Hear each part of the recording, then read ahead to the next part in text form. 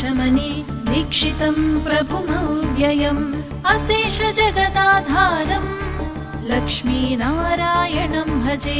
लक्ष्मीनारायणं भजे अपार करुणाम्बोधिम्